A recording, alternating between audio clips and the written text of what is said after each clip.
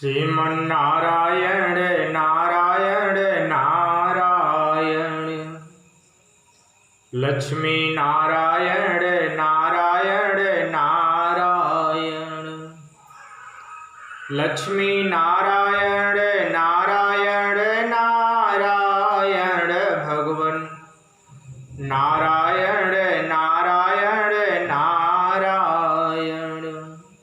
प्रेम से बोले श्री सद्गुरुदेव भगवान की जय। तुलसी उत्पत्ति की कथा भाग 3। भगवान विष्णु के कहने पर जालंधर दक्षिण दिशा की तरफ बड़े वेग से चल दिया। जालंधर कालकेतु के महलों की तरफ न जाकर कालकेतु के विश्राम बगीचे की तरफ जा पहुंचा। युद्ध करते करते दौड़ते दौड़ते थक गया था। अचानक एक शिला से यानी पत्थर से ठोकर लगा। जालंधर मुंह के बगल गिर पड़ा। अचेत अवस्था में हो गया। जालंधर को होश नहीं है। सूर्यास्त होने को आ गया। जब सूर्यास्त हो गया, वृंदा अपनी सहेली को लेकर अपने पिता के विश्राम बगीचे में प्रतिदिन की तरह आज भी पहुंची। वृंदा अलग टहल रही है बगीचे में, सखी उसकी अलग टहल रही है। वृंदा की सहेली टहलते टहलते वहां पर आ गई जहां पे जालंधर अचेत पड़ा हुआ था। जालंधर को अचेत अवस्था में देखकर वृंदा की सहेली दौड़ी दौड़ी गई। बोली, हे सखी, आज बगीचे में कोई पुरुष सोया हुआ है, वो भी अचेत अवस्था में है। होश नहीं है उस पुरुष को। जैसे वृंदा सुनी कि बगीचे में कोई पुरुष है, वो भी अभी अचेत अवस्था में आई। तुरंत जालंधर को देखी वृंदा सहेली से बोली, सहेली तुम कहीं से जल लाओ। सहेली दौड़ी दौड़ी गई और जल लेकर आई। वृंदा जल को लेकर जालंधर के मुंह पे छींटा मारी। जालंधर को होश हुआ।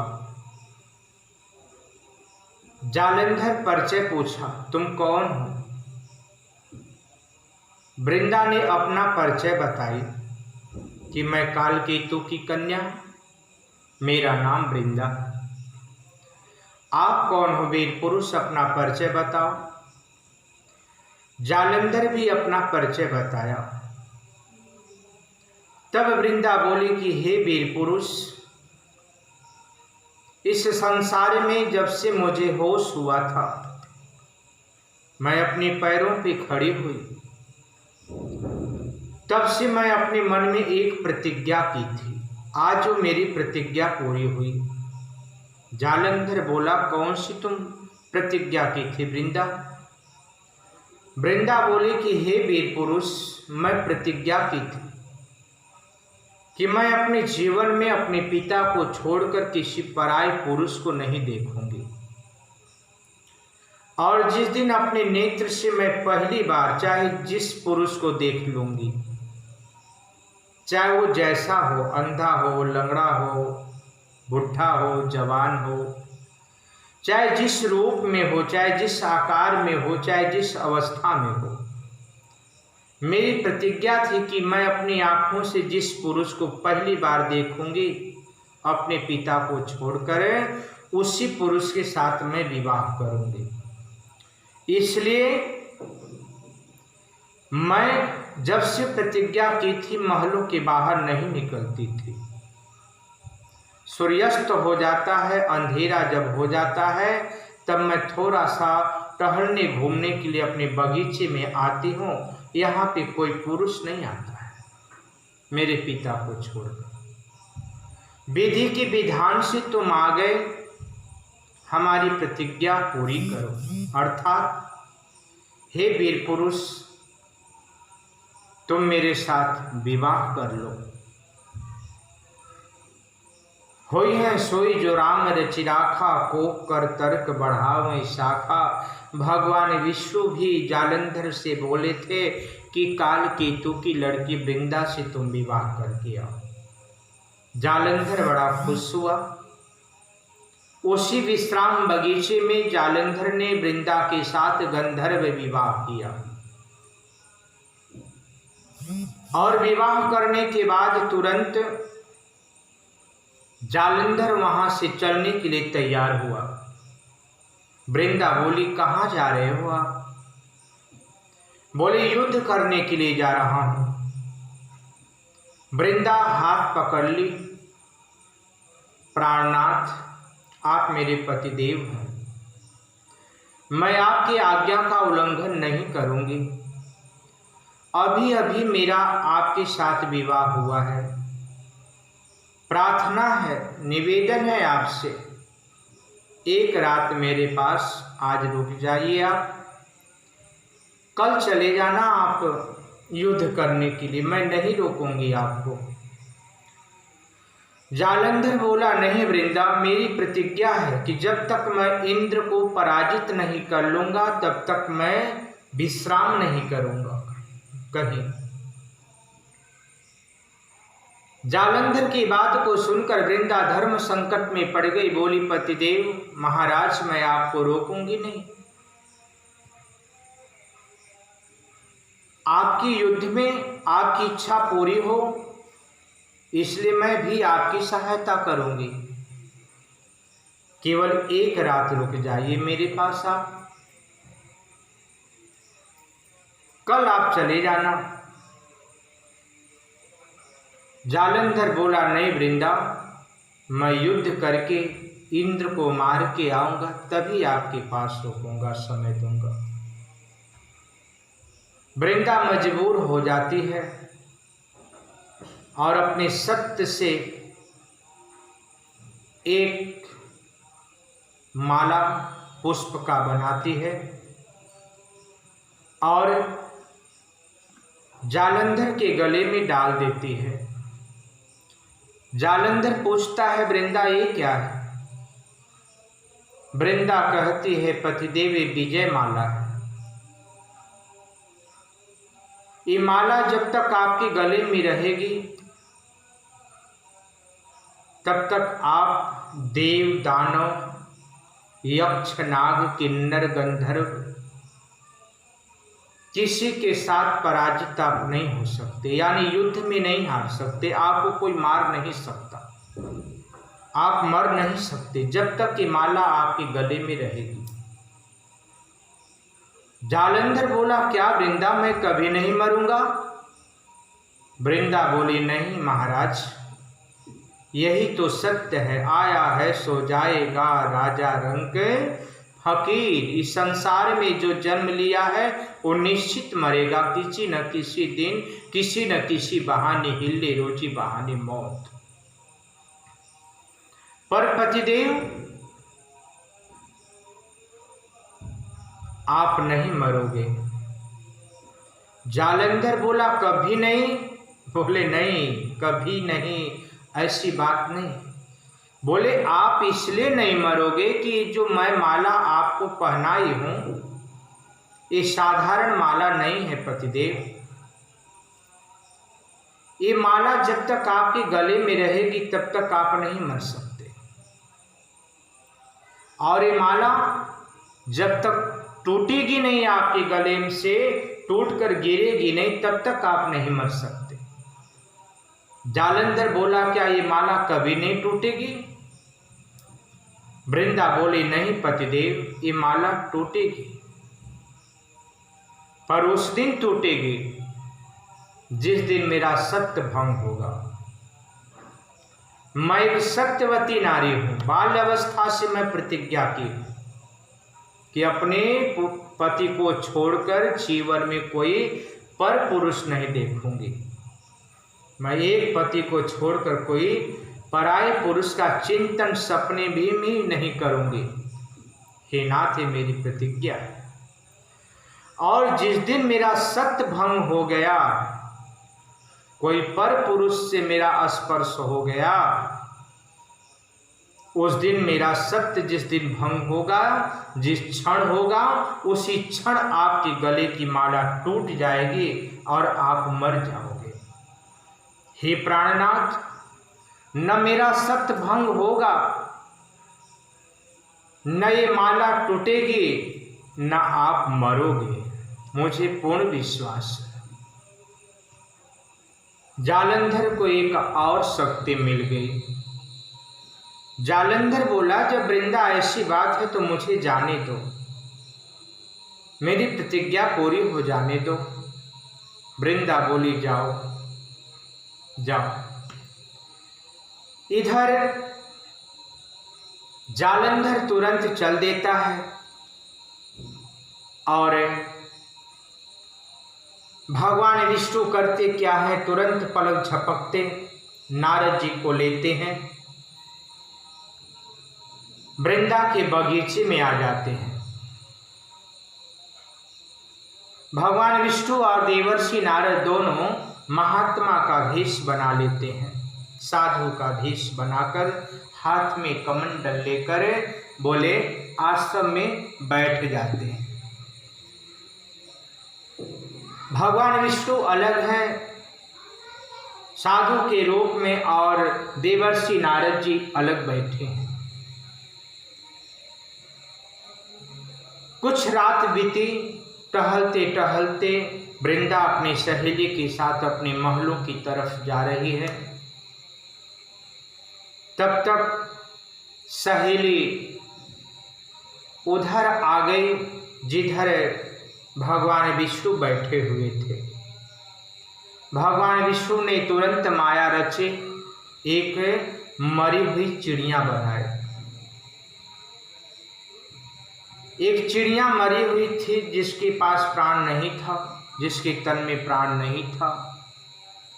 जैसे वृंदा की सहेली भगवान विष्णु को साधु के रूप में देखती है और भगवान विष्णु वृंदा के सहेली को देखते हैं कि हाथ पे जल लेते हैं और बोले उस मरी हुई चिड़िया के ऊपर छिड़क देते हैं। जैसे जल छिड़कते हैं उस मरी हुई चिड़िया के ऊपर की वह चिड़िया जिंदा होकर फुर्र दे उड़ जाती है।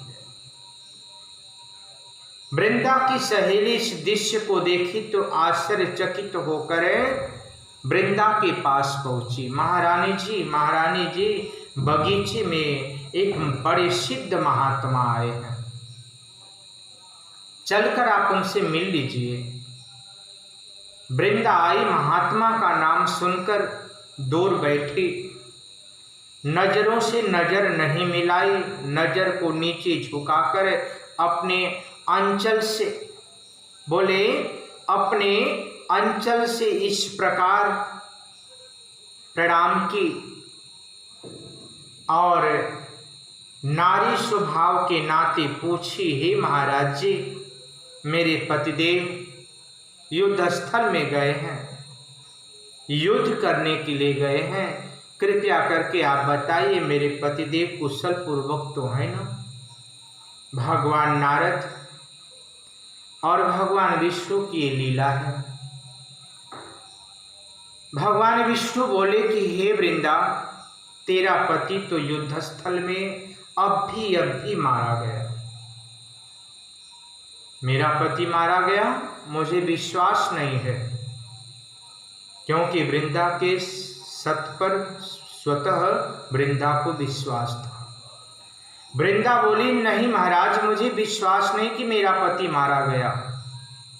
तुझे विश्वास कैसे होगा कि तेरा पति मारा गया? वृंदा बोले कि हे महाराज, आप मेरे पति का कटा हुआ मस्तक दिखा दीजिए तो मुझे विश्वास हो जाएगा। तुरंत भगवान विष्णु माया रचे और जालंधर का कटा हुआ मस्तक उपस्थित कर दिए। वृंदा भगवान को पहचाने नहीं कि भगवान है।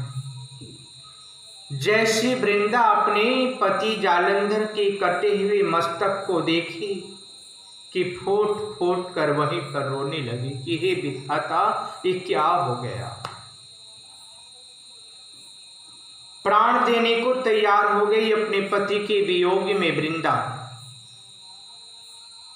जब वृंदा की सहेली देखी कि सखी की ये दशा हो गई, वृंदा की सहेली तुरंत वृंदा से कहते, महारानी जी आप चिंता न करें, ये बड़ी पहुंची महात्मा है, मेरे आंखों के सामने अभी ये मरी हुई चिड़िया को जिंदा कर दिए, तो इनसे निवेदन कीजिए क्या ये आपके पति को जिंदा नहीं कर देंगे? कर देंगे, इनसे निवेदन कीजिए आप। वृंदा हाथ जोड़कर बोली, महाराज जी मैं अपने पति की भीख मांग रही हूं, आप मेरे पति को जिंदा कर दीजिए। भगवान विष्णु बोले, वृंदा एक शर्त है। बोले क्या शर्त है?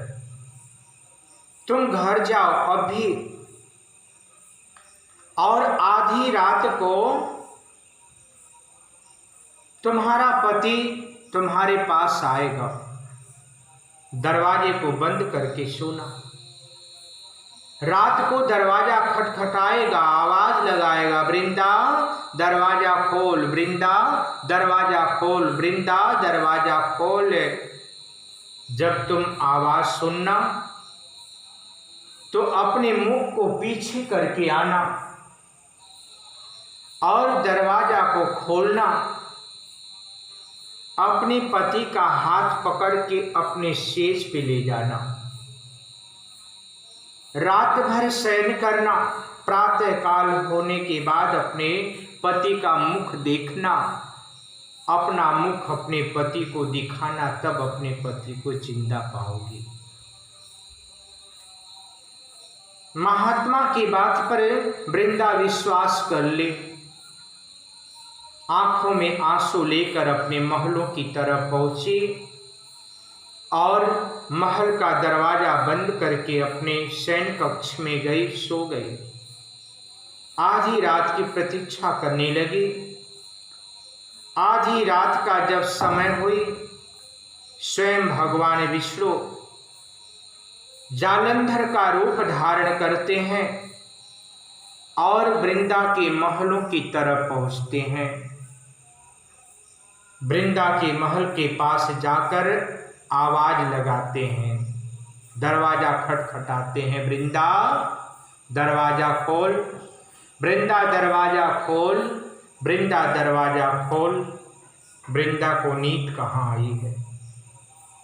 जैसी सुनी कि मेरे पति आवाज लगा रहे हैं, तुरंत आई, अपने मुख को पीछे करके दरवाजा खोली और भगवान विष्णु का हाथ पकड़ के वृंदा अपने सेज पे ले गई। जैसे भगवान विष्णु वृंदा के सेज पर पहुंचते हैं, वृंदा का सत्य भंग हो गया। इधर जालंधर के गले की माला टूटकर गिर जाती है। मानस के बालकांड दोहा नंबर 123 में मानसकार बाबा तुलसीदास जी भी इस कथा को लिखते हैं। छल करी टारहु तासु व्रत। भगवान विष्णु छल किए वृंदा के साथ, स्वयं जालंधर का रूप धारण करके वृंदा के सेज पर गए। छल करी टारहु तासु व्रत, प्रभु सुर कारज कीन्ह, जब जेहि जानहु मरम तब श्राप कोप करि दीन्ह, श्राप कोप करि दीन्ह। भगवान विष्णु छल करके यानी जालंधर का रूप धारण करके जैसे वृंदा के शेष पे पहुंचते हैं कि वृंदा का सत भंग हो जाता है। इधर जालंधर के गले की माला टूटकर अपने आप गिर जाती है और जैसी जालंधर के गले की माला टूटकर गिरती है कि जालंधर पागल हो जाता है, अपनी पहली वाली प्रतिज्ञा को भूल जाता है कि मुझे इंद्र को मारना है। जालंधर पागल हो जाता है कि मेरी वृंदा का सत्य भंग कौन किया, मेरी वृंदा का सत्य भंग कैसे हुआ। अपनी वृंदा की सत्य की रक्षा करने के लिए जालंधर ब्रह्मा की ब्रह्म शक्ति को दे देता है। भगवान विष्णु के चक्र सुदर्शन को भगवान विष्णु को वापस कर देता है और शंकर का त्रिशूल शंकर को ही दे दिया। बाबा भोलेनाथ के साथ युद्ध कर रहा था। शंभु कीन संग्राम अपारा, धनुज महाबल मरहि न मारा। जैसे बाबा भोलेनाथ अपना त्रिशूल पाए और जालंधर चल दिया, इधर पीछे से बाबा भोलेनाथ अपना त्रिशूल भी चला दिए। इधर जालंधर बड़े वेग से वृंदा के महलों की तरफ पहुंचा। देखा कि दरवाजा बंद है। वृंदा वृंदा वृंदा दरवाजा खोल, वृंदा दरवाजा खोल, वृंदा दरवाजा खोल।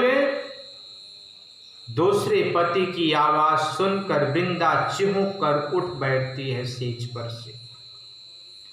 भगवान विष्णु भी उठकर खड़े हो गए वृंदा के सामने। जालंधर का ही रूप धारण किए हैं। अभी वृंदा धर्म संकट में पड़ गई। एक मेरा पति मेरे शेष पे दूसरा पति आवाज लगा रहा है, अरे तो कौन है जो मेरा सत्य भंग किया है? अपने असली रूप में आ। तो कौन है, तो कौन है? अपने असली रूप में आ।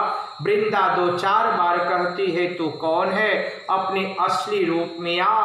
भगवान विष्णु जब अपने असली रूप में नहीं आते हैं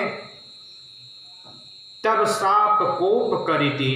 क्रोध अवस्था में वृंदा ने भगवान विष्णु को श्राप दे दिया, तो कोई भी है मेरे सत्य को भंग किया है, मेरे प्रश्नों का उत्तर नहीं दे रहा है, तो अपने असली रूप में नहीं आ रहा है, पत्थर की तरह तो खड़ा है मेरे सामने, इसलिए जा, मैं तुझे श्राप देती हूं कि तू पत्थर हो जा। जैसे भगवान विष्णु को वृंदा श्राप दी कि जा तू पत्थर हो जा, उधर महल के अंदर वृंदा भगवान विष्णु को पत्थर होने का श्राप दे रही है और इधर भगवान शिव अपना त्रिशूल छोड़ दिए थे और त्रिशूल आकर जालंधर के पीछे लगा, वृंदा की चौखट पे गिरा और जालंधर का प्राण पखेरु उड़ गया। जैसे वृंदा श्राप दी भगवान विष्णु को कि जा तू पत्थर हो जा, भगवान विष्णु वृंदा के श्राप को स्वीकार कर लिए। तुरंत समाचार माता लक्ष्मी को मिला। लक्ष्मी को पता चला कि वृंदा मेरे पति को श्राप देकर पत्थर बना दे। लक्ष्मी भी क्रोध अवस्था में आकर वृंदा को श्राप दी। बोली, ए वृंदा, तुझे अपने सत्य पे बहुत बड़ा घमंड है, मेरे पति को पत्थर होने का श्राप दे, तो जा, मैं भी तुझे श्राप देती हूं कि तू जंगल की घास हो जा, तू जंगल की घास हो जा।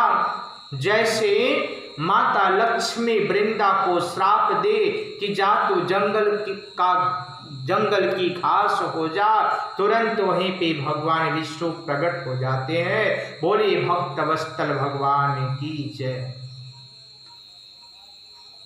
जैसे भगवान विष्णु प्रकट होते हैं वृंदा के सामने, वृंदा भगवान विष्णु को पहचान कर हाथ जोड़कर रोने लगती है। हे प्रभु, मेरे अपराध को क्षमा करें, मैं आपको पहचान नहीं पाई, मैं आपको श्राप दे दी पत्थर होने का। भगवान विष्णु बोले नहीं वृंदा नहीं, तुम चिंता ना करो, जो भी हुआ सो मेरी इच्छा से हुआ। तुम मुझे श्राप दी हो पत्थर होने के लिए, तुम्हारा श्राप मुझे स्वीकार है वृंदा। आने वाले युग में, कलयुग में मैं पत्थर हो जाऊंगा, शालिग्राम के नाम से पुकारा जाऊंगा। हे वृंदा, मैं आने वाले युग में पत्थर हो जाऊंगा, शालिग्राम के नाम से पुकारा जाऊंगा। और हे वृंदा, लक्ष्मी का तुझे श्राप है, आने वाले युग में तुम जंगल की घास हो जाओगी, पर तुलसी के नाम से पुकारी जाओगी, तुलसी के नाम से पुकारी जाओगी। हे वृंदा, तुम मुझे श्राप दी हो पत्थर होने का, मुझे बहुत खुशी है। मैं तुम्हें वचन देता हूं वृंदा कि मैं तुम्हारे लिए लक्ष्मी को भी छोड़ दूंगा, सब कुछ छोड़ दूंगा, छोड़ने के लिए सब कुछ तैयार हो जाऊंगा, पर तुम्हें नहीं छोड़ूंगा वृंदा, तुम्हें नहीं छोड़ूंगा, क्योंकि मैं तुम्हारा सत्य भंग किया। लक्ष्मी मेरे चरणों पे रहेगी और वृंदा 8 पहर 64 घड़ी तुम मेरे सर के ऊपर रहोगे। जब कोई भक्त भोग लगाएगा मुझे, भोजन प्रसाद में जब तक तुम्हें नहीं रखेगा, तुम्हें नहीं लाएगा, तब तक मैं उसे भोजन को स्वीकार नहीं करूंगा वृंदा। कोई भक्त जब मेरी पूजा करेगा, जब तक पूजन में तुलसी नहीं लाएगा, तब तक मैं उस पूजा को स्वीकार नहीं करूंगा वृंदा। हे वृंदा, 8 पहर 64 घड़ी तुम मेरे ऊपर रहोगे, मैं शालिग्राम बन के रहूंगा, तुम तुलसी बनकर रहोगे। बोलिए भक्त वत्सल भगवान की जय। 8 पहर 64 घड़ी ठाकुर के ऊपर ठकुराइन चढ़े। श्रीमन नारायण नारायण नारायण, श्रीमन नारायण नारायण नारायण। प्रेम से बोले लक्ष्मी नारायण भगवान की। वृंदा के श्राप से भगवान विष्णु कलयुग में शालिग्राम बन गए और माता लक्ष्मी के श्राप से वृंदा कलयुग में तुलसी बन गए। प्रेम से बोले सद्गुरुदेव भगवान की जय। लक्ष्मी नारायण भगवान की जय। श्री हनुमंत लाल जी महाराज की जय। तुलसी उत्पत्ति की कथा पूर्ण हुई। प्रेम से बोले लक्ष्मी नारायण भगवान की जय।